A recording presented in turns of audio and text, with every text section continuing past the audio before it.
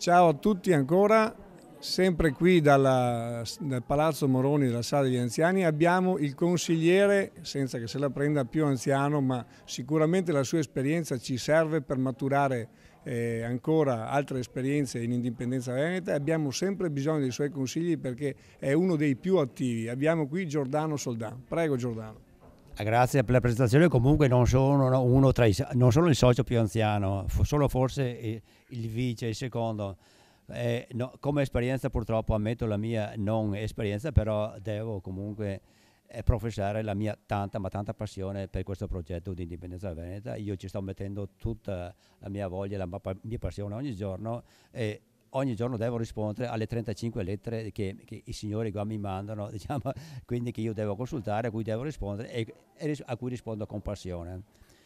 Bene, grazie, un evviva al movimento, un complimenti soprattutto anche al nostro primo consigliere, quindi in alto ai cuori arriveremo prima o dopo sicuramente.